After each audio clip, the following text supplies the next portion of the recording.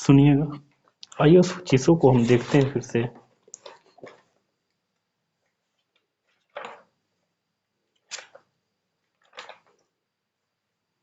Volatile metal chloride, heading है volatile metal chloride.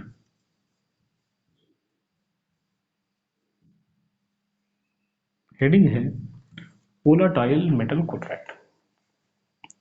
सुनना, ये कोई मेटल है और ये है क्लोरीन। क्लोरीन की बात करोगे, हाइड्रोजन फैमिली से बिलोंग कर रहा है, इस पर होगा -1 चार्ज। मैंने मेटल की वैलेंसी माननी है लूं x। कभी भी फार्मूला बनाना हो, इस चार्ज को आपस में कर दीजिए क्रिस क्रॉस। ये चार्ज यहाँ से यहाँ चला जाएगा और ये हो जाएगा MClX। ये हो जाएगा MClX, ये फार्मूला हो जाएगा। मैंने आप लोगों को फार्मूला बनाना सिखाया है। फार्मूला कभी भी बनाना हो आपको, हमेशा चार्ज को मल्टीप्लाई कर दीजिएगा। चार्ज कभी कभी क्या होता है, वैलेंसी नहीं दी होती है, चार्ज नहीं दिया होता है, तो हम लोग फार्मूले के थ्रू हम लोग निकालते हैं। अभी निकालेंगे कुछ क्वेश्चंस कुछ थोड़ी देर बाद। यहाँ पे देखिए ये चीज़ आ गई। कभी भी आपको वैलेंसी निकालनी है तो याद रखिएगा, डायरेक्ट फार्मूला लिखिएगा। x इज इक्वल टू होता है, valency is equal to 2 into vapour density upon equivalent weight of metals plus 35.5। ये फार्मूला होता है। इस फार्मूले के बिहाफ पर आप क्वेश्चन कर सकते हो। आइए मैं क्वेश्चन करना शुरू करता हूँ। देखिए क्वेश्चन दिया गया है, वेपर डेंसिटी ऑफ मेटल्स। हाँ, यहाँ पर एक चीज़ और बता दूँ।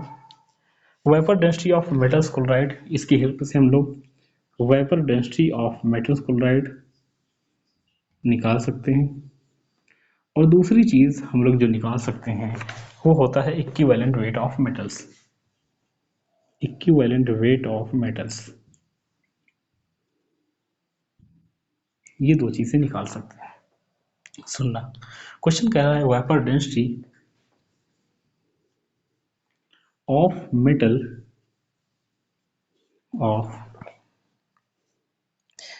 Chloride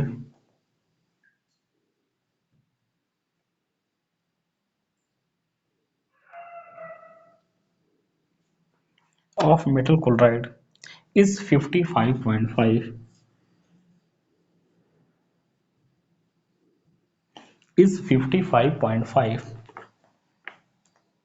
and equivalent weight of metals and equivalent weight of metal is 20, then calculate। पहला क्वेश्चन है valency of metals, valency of metal, valency of metals. दूसरा क्वेश्चन है, second question, atomic weight of metals. तीसरा question है formula of metal phosphate, formula of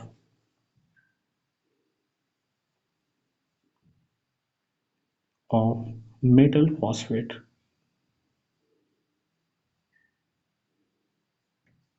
ये question दिया गया है, सुनते रहिएगा। ये क्वेश्चन आपको दिया गया है। आइए फार्मूला लगाते हैं। हम लोग जानते हैं x इज इक्वल टू होता है 2 into vapour density upon equivalent weight plus 35.5। ये है। आइए वैलेंसी निकालते हैं।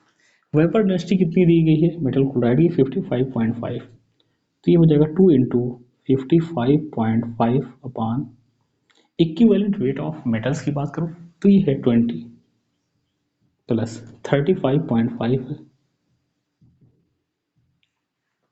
जब हम इसको ऐड करेंगे 35.5 प्लस 20 तो ये हो जाएगा 55.5, 55 पॉइंट से 5 से 55.5 कट जाएगा, तो यहाँ पर वैलेंसी आ जाएगी 2।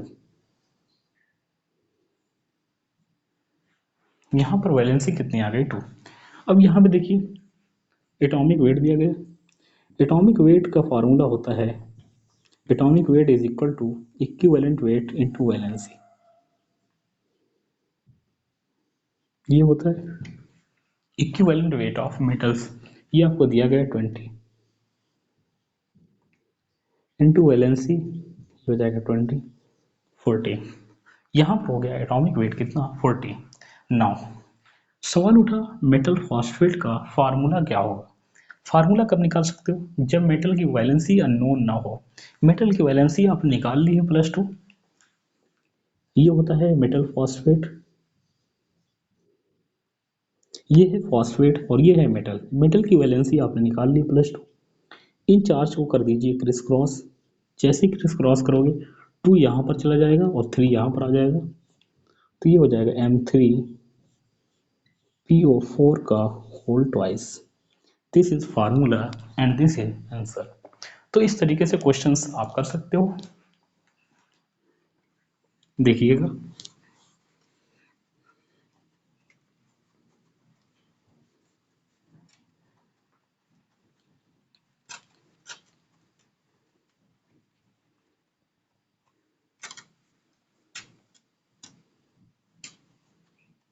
सुनना, एक फार्मूला आपने पढ़ा था वेपर डेंसिटी का।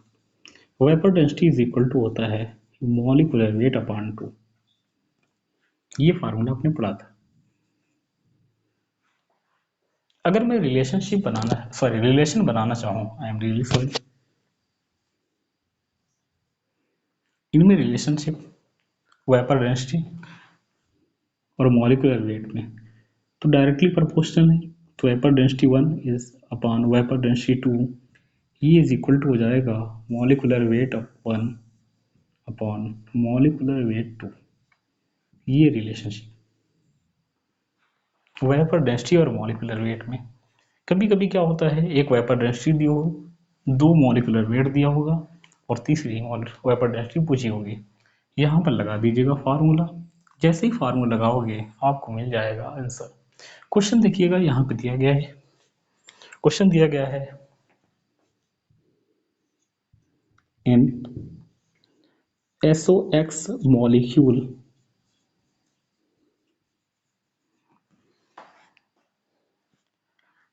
वेपर डेंसिटी दी गई है, वेपर डेंसिटी 40, कह रहा है calculate value of x.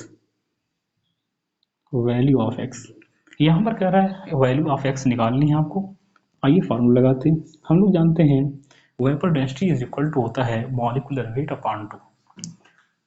Vapour density is equal to होता है molecular weight upon 2। Vapour density दी गई 40, मॉलिक्यूलर वेट अपॉन 2, यहाँ से निकाल लीजिए, मॉलिक्यूलर वेट आ जाएगा 80।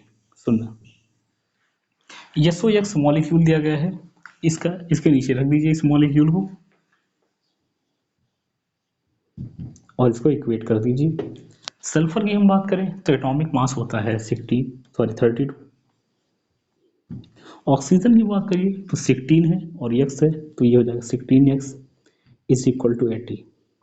ये 32 यहाँ पर जाएगा, जब ये 32 यहाँ पर जाएगा तो ये हो जाएगा 48। 16x इज इक्वल टू हो जाएगा 48, तो x की वैल्यू कितनी आ जाएगी 3।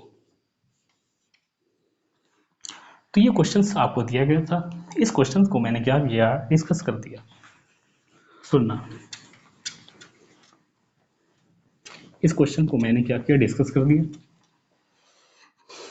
आइए चलते हैं एक स्टेप आगे, ideal gas equation. Although ideal gas equations ये डिस्कस की जाती है under the chapters gases state. Ideal gas equation,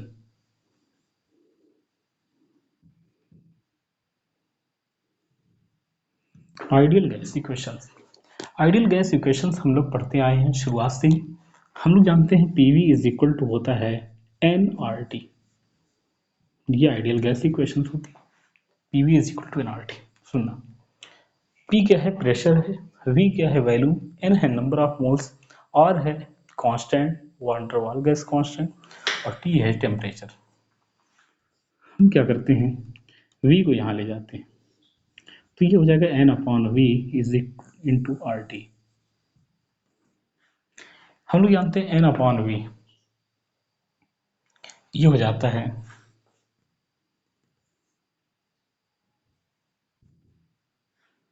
number of moles. एक मिनट,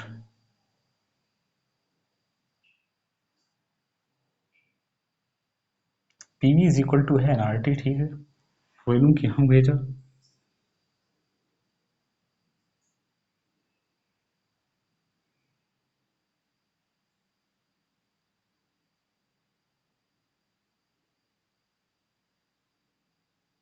सॉरी, एक मिनट वेट करिए।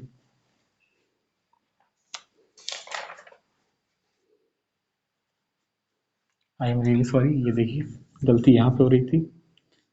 T है, ये प्रेशर है। वॉल्यूम की बात करोगे तो वॉल्यूम रहने दीजिए यहीं पे। N बार की बात करो, ये नंबर ऑफ मोल्स है। नंबर ऑफ मोल्स को हम लिख सकते हैं weight upon molecular weight. I am really sorry, इसको मैं ले जा रहा था। वेट अपॉन मॉलिकुलर वेट लिख दिया इंटू RT, ये आपको दिया गया। अच्छा, अब क्या करिए, मास को यहाँ पे ले आइए, वॉल्यूम के यहाँ ले आइए, मास को यहाँ ले आया, ये हो जाएगा वेट बाई वॉल्यूम, वॉल्यूम के यहाँ ले जाइए इंटू RT, ये हो जाएगा PM is equal to weight upon volume into RT।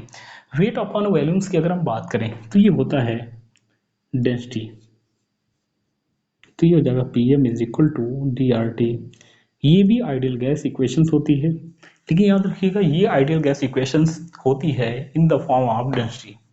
सुनना, इसको पढ़ाने का मकसद क्या था, यहाँ पर प्रेशर डायरेक्टली प्रोपोर्शनल है डेंसिटी के, और टेम्परेचर की भी डायरेक्टली है। लेकिन डेंसिटी की हम बात कर लें तो डेंसिटी डायरेक्टली प्रोपोर्शनल प्रेशर के है, नो डाउट्स, लेकिन ये टेम्परेचर के इनवर्सली प्रोपोर्शनल है, यानी D डायरेक्टली प्रोपोर्शनल है प्रेशर के, इनवर्सली प्रोपोर्शनल है टेम्परेचर के।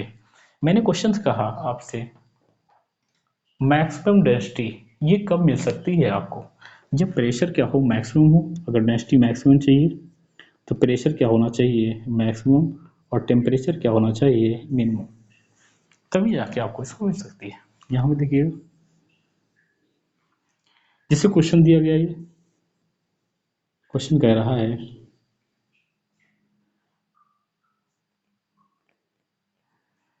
इन which case of density will be maximum.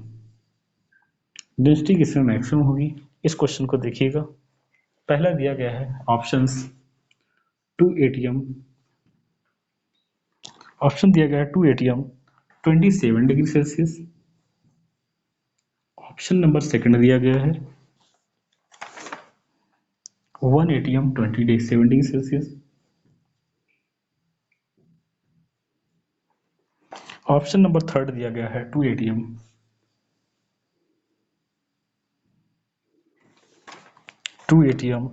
0 degree Celsius.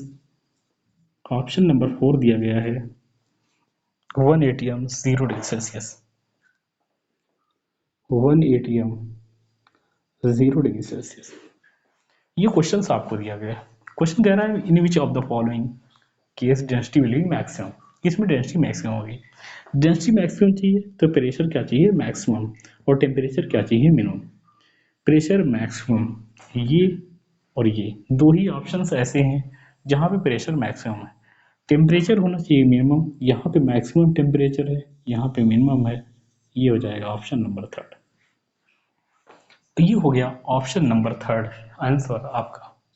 सुनना, इस तरीके से मैंने ये सेकंड पार्ट खत्म किया। लास्ट पार्ट बचता है स्टोइकियोमेट्री। स्टोइकियोमेट्री हम देखेंगे नेक्स्ट क्लास के अंदर। थैंक यू, धन्यवाद।